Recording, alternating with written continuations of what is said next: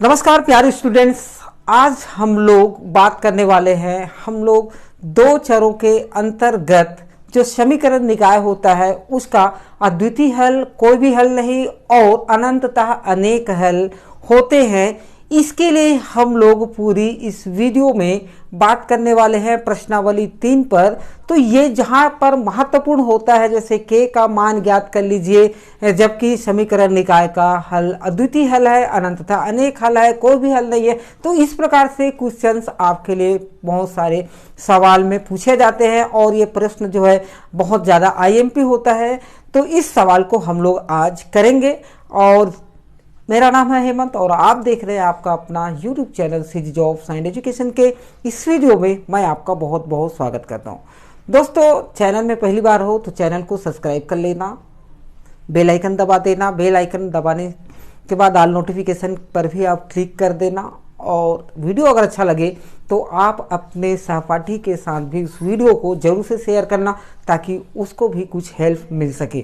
तो चलिए आज की इस वीडियो को हम लोग यहीं पर शुरू करते हैं। और यहाँ पर आप लोग जानते हैं जब समीकरण निकाय, मैं यहाँ पर लिख देता हूँ समीकरण निकाय के लिए हमारे पास 3 शर्तें होते हैं। समीकरण निकाय के लिए 3 शर्त होते हैं जिसमें से आप लोग जानेंगे A1 बटे A2 बराबर नहीं होता है, A2 बटे B2 बराबर होता है C1 बटे ये C2। ये तीनों कंडीशन पर ही आपका काम करता है। इस प्रकार से आप लोग जो है इसको समझ सकते हैं। यहाँ पर आप लोग देखेंगे पेज नंबर दिया गया है आपका, पेज नंबर मैं बता देता हूँ आपको 57 पर दिया गया है। ऐसे इस प्रकार से जब ये कंडीशन नंबर 1 ऐसा होता है, जब A1 बटे A2 बराबर नहीं होता है, सॉरी यहाँ पर मैं ये लिख लिया हूं B1 बटे B2 के, तो इस प्रकार से हो जाता है। आप लोग देख लीजिए इसको समीकरण निकाय के लिए, तो हम इसको कहेंगे समीकरण निकाय का अद्वितीय हल है, अद्वितीय हल है। इस प्रकार से आप लोग बोलेंगे जब A1 बटे A2 बराबर नहीं होता है B1 बटे B2 के, तो आप कहेंगे कि समीकरण निकाय का अद्वितीय हल है। ये जानना आपके लिए बहुत जरूरी है। दूसरा कंडीशन कुछ इस प्रकार से होता है, A1 बटे A2 बराबर होता है B1 बटे B2 के, किंतु बराबर नहीं होता C1 बटे C2 के। अभी मैं आपको बताऊंगा कि ये A1, A2, B1, B2, C1, C2 ये क्या चीज है, इसको भी आपको जानना बहुत जरूरी है। तभी तो हम लोग इस प्रश्नावली के जितने भी प्रश्न हैं उसको आसानी के साथ हल कर पाएंगे। लेकिन यहाँ पर जब A1 बटे A2 बराबर होता है B1 बटे B2, किंतु बराबर नहीं होता है B1 बटे B2 बराबर नहीं होता C1 बटे C2 के, तो आप लोग कहेंगे कि समीकरण निकाय का कोई भी हल नहीं है, कोई भी हल नहीं है। इस प्रकार से आप लोग बोलेंगे। तो यही इसी पर आधारित है। और यहाँ पर आप लोग देखेंगे तीसरा कंडीशन होता है A1 बटे A2 बराबर होता है, B1 बटे B2 बराबर होता है और C1 बटे C2, सभी के सभी A1 बटे A2, B1 बटे B2, C1 बटे C2 सभी बराबर होता है। तो यहाँ पर कहेंगे अनंततः अनेक हल है, अनेक हल है। इस प्रकार से आप लोग बोलेंगे। यहाँ पर अद्वितीय हल है, पहला वाला जब दोनों बराबर नहीं होता शुरू का तो अद्वितीय हल है। जब यहाँ दोनों बराबर होते, ये बराबर नहीं होता, तो कोई भी हल नहीं है। और यहाँ पर आप लोग देखेंगे सभी के सभी जब बराबर हो जाता है तो आप कहेंगे कि अनंततः अनेक हल हैं। तो इस प्रकार से आपको बनाने होंगे। तो ये कंडीशंस आपको याद कर लेना है। जैसे कि कोई एक प्रश्न अपन ले लेते हैं, जैसे मैं बोल रहा हूँ, जैसे कि प्रश्नावली आप पेज नंबर देख सकते हैं 62 पर दिया हुआ है, 62 नंबर के पेज में मैं लिख लिया हूँ। और यहाँ पर मैं इसको कुछ इस प्रकार से यहाँ से लिख लेता हूँ। तो प्रश्न क्रमांक पहला आप देख सकते हैं, यहाँ पर प्रश्न क्रमांक पहला दिया गया है, दर्शाइए कि निम्नलिखित समीकरण निकाय का एक अद्वितीय हल है, आपको दर्शाना है कि ये एक अद्वितीय हल है। तो अद्वितीय हल के लिए कंडीशन यही बनता है। तो आप लोग को जो दिया गया है सबसे पहले यहीं पर लिखेंगे, दिया गया है, क्या दिया गया है कि 3x + 5y बराबर होता है 12 के, और ये हो गया 5x + 3y बराबर है 4 के। दो समीकरण दिया गया है, दो ठने समीकरण दिया गया है, और इन दोनों समीकरण में आपको कहा गया है कि ये अद्वितीय हल है, आपको दर्शाना है। कौन सा हल है? अद्वितीय हल है। ये अद्वितीय हल है। ये समीकरण को देख लीजिए, ये दिया गया है, दो समीकरण दिया गया है, ये समीकरण 1 है और ये आपका समीकरण 2 है। तो एक के लिए अब हमारे पास अद्वितीय हल है, जिसको बताया जा रहा है प्रश्न पहला में कि ये अद्वितीय हल है। तो अद्वितीय हल है के लिए सबसे पहले हमारे पास कंडीशन क्या है? 1 नंबर का कंडीशन लग रहा है, a1/a2 बराबर नहीं होता है b1/b2 के, तभी ये अद्वितीय हल है। लेकिन हमारा a1 a2 b1 b2 इस समीकरण में क्या है, इसी को हमको सबसे पहले जानना है। सबसे पहले हमको जानना है कि यहाँ पर a1 b1 c1 c2 ऐसे आपको निकालना पड़ेगा, तब तो हम रखेंगे ना कि बराबर नहीं है, तभी हमारा अद्वितीय हल नहीं है, ये आपको बताना है। तो यहाँ पर समीकरण 1 वाला जो पहला नंबर पर है, आपको a1 निकालना है, b1 निकालना है और c1 निकालना है। अर्थात देख लीजिए यहाँ पर a1 बराबर जो पहले नंबर में दिखाई दे रहा है, यहाँ पर आप लोग देख सकते हैं समीकरण पहला में, तो पहला वाले समीकरण को 1 वाला बनाना है और दूसरा वाला समीकरण को 2 वाला बनाना है। तो देख लीजिए ये यहाँ पर शुरू है, ये a है, अंकों को लेना है, उसके बाद ये जो एक्स वाई जो लिखा है इसको छोड़ देना है, और ये कंटेंट है आपका c, ये आखिरी में होता है c, जो केवल नंबर में ही होंगे वो हमेशा c होगा, इस बात को याद रखिए। तो ये पहला में है तो ये a, दूसरा में है b और तीसरा में है c। अब समीकरण पहला के लिए बना रहे हैं इसलिए 1 वाला करेंगे, जैसे a1 बराबर 3, b1 बराबर 5, c1 बराबर c। इसी प्रकार से हम करेंगे दूसरा नंबर के समीकरण में। दूसरा नंबर का समीकरण है तो 2 बोलेंगे, तो a2 बराबर 5, b2 बराबर 3 और c2 बराबर 4। ऐसे आप लोग लिख सकते हैं, बहुत ही सरल है। तो चलिए यहाँ पर मैं लिख लेता हूँ a1 बराबर 3, यहाँ पर b1 बराबर 5 और c1 बराबर 12, इस प्रकार से लिख लेना है। इसी प्रकार से a2 बराबर 5 और b2 बराबर हो जाएगा 3 और c2 बराबर आपका हो जाएगा ऐसे 4 हो जाएगा। अब हमको ये कहा जा रहा है कि दर्शाइए, मतलब आपको बताना है कि ये अद्वितीय हल है। अद्वितीय हल के लिए यहाँ पर ये समीकरण दिया गया है, कंडीशंस है, तो यहाँ पर लिखना पड़ेगा अद्वितीय हल होने के लिए। अद्वितीय हल होने के लिए हमारे पास कंडीशन है, क्या कंडीशन है कि a1/a2 बराबर नहीं होता है b1/b2 के।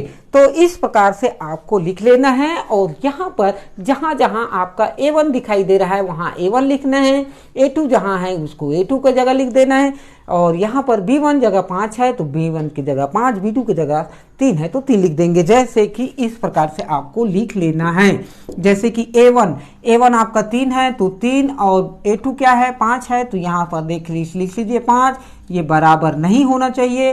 b1/b2 तो b1 आपका 5 है और b2 बराबर आपका 3 है। देख लीजिए यहाँ 3/5 आया और यहाँ पर 5/3 आया, अर्थात हम कह सकते हैं कि ये दोनों तो बराबर नहीं, इसीलिए बराबर का चिन्ह नहीं है, अतः ये आपका सिद्ध हो जाता है। यहाँ से आप लोग ऐसे प्रूव्ड लिख सकते हैं। तो चलिए डियर स्टूडेंट्स, आज की इस वीडियो में हम लोग k का मान ज्ञात करेंगे, जबकि अद्वितीय हल होने के लिए ये प्रश्न जो है आपको बहुत ही ज़्यादा आपके लिए बहुत ज़्यादा महत्वपूर्ण है। ये प्रश्न हर बार पूछा जाता है, इसी प्रकार से पूछा जाता है। अनंततः अनेक हल है, तो अनंततः अनेक हल है, अद्वितीय हल है, जो अद्वितीय हल है वो प्रश्न को पूछा जाता है। तो मैं यहाँ पर जो महत्वपूर्ण प्रश्न है उसको मैं आपको बता रहा हूँ। प्रश्न क्रमांक 4 पेज नंबर 62 पर आपको दिया गया है। प्रश्न क्रमांक 4 में k का मान ज्ञात कीजिए जबकि समीकरण निकाय का हल एक अद्वितीय हल है। तो उसके लिए जो मैं यहाँ पर सबसे पहले प्रश्न को यहाँ लिख लेता हूँ। पहला प्रश्न, पहला प्रश्न में दिया है कि kx प्लस 2y बराबर ऐसे 5, ये समीकरण 1 है जो दिया गया है, समीकरण 1। और समीकरण दूसरा में 3x प्लस y बराबर 1 ऐसे दिया गया है। इस समीकरण को आप लोग देख सकते हैं, जबकि ये कहा जा रहा है कि ये अद्वितीय हल है, अद्वितीय हल है, अद्वितीय हल है, तब k का मान ज्ञात करना है। यहाँ पर आपको k दिखाई दे रहा है और अद्वितीय हल होने के लिए आपको कंडीशन याद होना चाहिए, a1 बटे a2 बराबर नहीं होता है b1 बटे b2 के। तो यहाँ पर आपको सबसे पहले लिखना है, यहाँ a1 बराबर है ना, जैसे कि मैं अभी बता रहा था, a1 जो पहला नंबर का समीकरण है वो a1 1 वाला है, दूसरा समीकरण है वो 2 वाला है। तो ये हो गया आपका समीकरण 1 है और ये 2 है। तो आपको इस समीकरण को लाइन से लिख लेना है, मैं ऐसे सीधा लिख लिया हूँ क्योंकि अपने पास जगह नहीं है।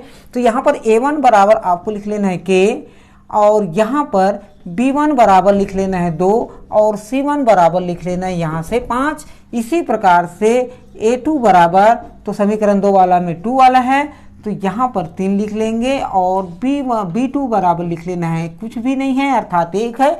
आपको अचर पद को ही लिखना है। तो यहाँ पर y कितने बार है, एक ठो y दिखाई दे रहा है अर्थात 1 है, इसके सामने कोई अंक नहीं है मतलब 1 है। और यहाँ पर c2 बराबर आपको लिख लेना है 1।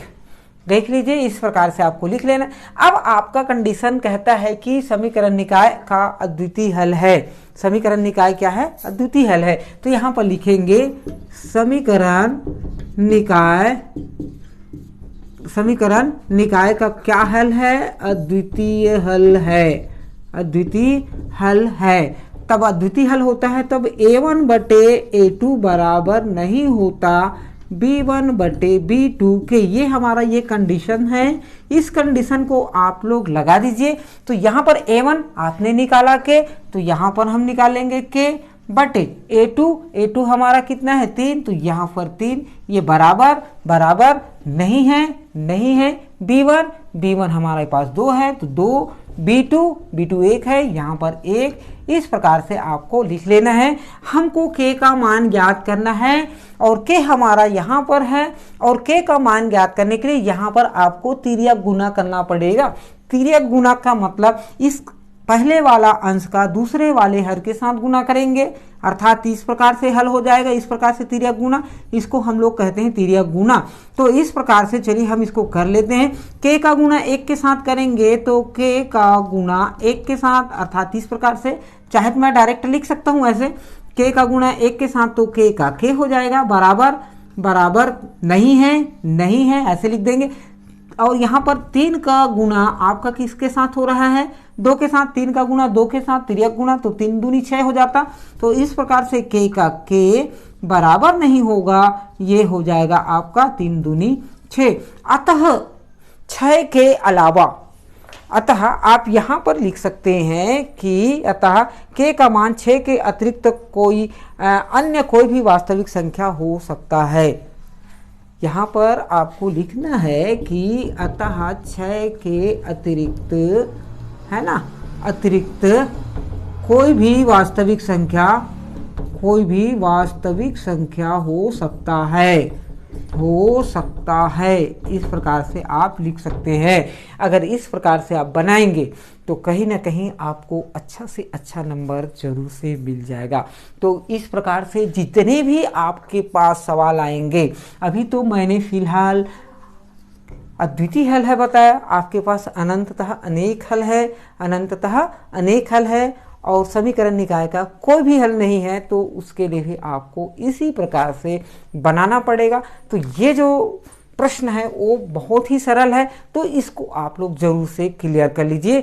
और हम लोग जैसे आप लोग मेरा पुराना वीडियो नहीं देखे हैं, तो मैं वीडियो के आखिरी में या डिस्क्रिप्शन बॉक्स में उसका लिंक दे दूंगा, या तो फिर आई बटन में वीडियो का लिंक है, उसको जरूर से आप लोग देख लीजिए। प्लस माइनस, जोड़ना घटाना, गुना भाग, और वहाँ पर हमने मध्य पद को तोड़ना बहुत ही आसानी से, बहुत ही सरल करके मैंने समझाने का प्रयास किया है। उस वीडियो को भी आप लोग जरूर से देख लीजिए। लेकिन आज के इस वीडियो में हमको सीखने को मिला कि हमारा अद्वितीय हल क्या होता है। समीकरण निकाय के लिए अद्वितीय हल, समीकरण निकाय का कोई भी हल नहीं है, और समीकरण निकाय का अनंततः अनेक हल है। इन तीनों कंडीशंस पर आज हमने जो बात किया, यहाँ पर अद्वितीय हल है तब की स्थिति में हमने k का मान ज्ञात किया। तो इस प्रकार से आप भी बड़े आसानी के साथ ज्ञात कर सकते हो अगर इसी प्रकार से आप बनाएंगे। इसका सबसे पहले फंडा पता होना चाहिए कि a1 क्या है, a2 क्या है, b1 क्या है, b2 क्या है, c1 क्या है, c2 क्या है।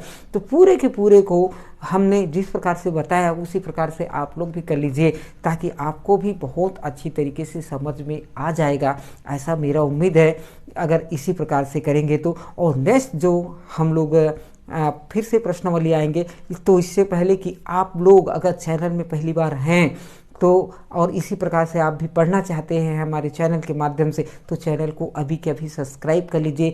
सब्सक्राइब करने के बाद बेल आइकन के ऑल नोटिफिकेशन पर उसको सेट करके रख लीजिए। जैसे ही मैं वीडियो अपलोड करूं उसकी जानकारी सबसे पहले आप तक पहुंच जाएगी। चलिए आज की वीडियो में इतना है। जाते जाते एक बार और कहूँगा, वीडियो को लाइक जरूर से कर देना। और चलिए आज की इस वीडियो में इतना ही, और किसी अच्छे कॉन्टेंट के साथ फिर से मिलेंगे नेक्स्ट वीडियो में। तब तक के लिए जय हिंद, वंदे मातरम।